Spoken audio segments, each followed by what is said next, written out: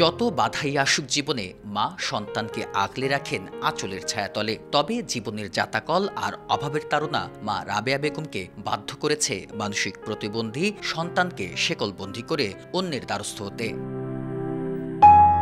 খুলনার পথে পথে এভাবেই ১৩ বছর বয়সী মেয়ে মুন্নিকে নিয়ে সাহায্য তোলেন রাবেয়া বেগম। তা দিয়েই চলে মা মেয়ের সংসার। নগরীর দক্ষিণ কাশীপুর এলাকায় তাদের বসবাস। জন্মের পর থেকেই মানসিক রোগী মুন্নি বাবা হারিয়েছে বছর ৪ হলো। বড় ২ বোন স্বামীর সংসারে, এখন মা একমাত্র ভরসা তার জীবনে।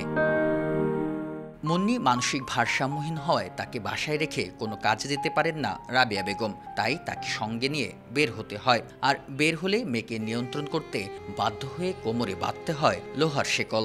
বিকাশে কম খরচে ক্যাশ আউটের লিমিট বেড়ে ৫০,০০০। প্রিয় এজেন্টও ২টা।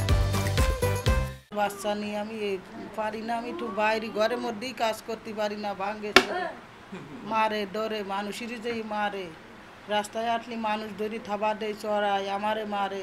মানুষের কথা শুনতে পারি না। আমার কাছে উঠো, নিয়ে আইসো কেন, ব্যবসা করো, মুখ সমুখ। তারপরে আমি বলি যে ব্যবসা করলি তেলে কি এই শিকল দিয়ে এই করে নিয়ে বেড়া, ওরা বাড়িতে আসতে পারো না। আমি কাছে বাড়িতে আসবো কার দ্বারে।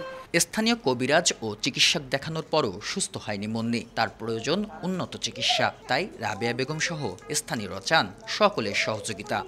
রাস্তায় বিক্রি করি, বিক্রিও করতে পারি না। মানুষ পান খাবে, ও যাই একটা ওই লেবু ধরি টান দেয়, ওই সব কিছু ধরি এরম টান দেয়, পান ধরি টান দেয়,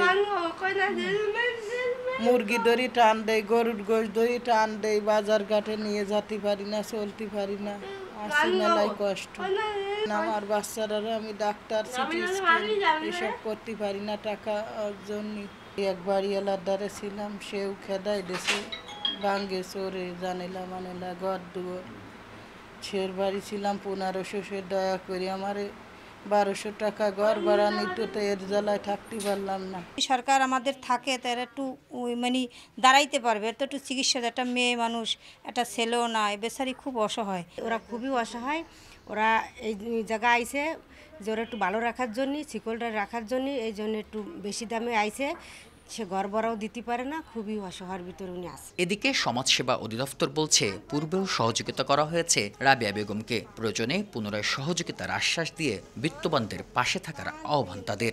এবছর তাকে প্রতিবন্ধী আবেদনটা করিয়ে দিয়ে এবং প্রতিবন্ধী ভাতার আওতায় সে এসেছে এবার। তো এর পরেও যদি তার কোনো সাহায্য দরকার হয় তাহলে আমাদের ঊর্ধ্বতন কর্তৃপক্ষের কাছে আমরা এটা জানাবো।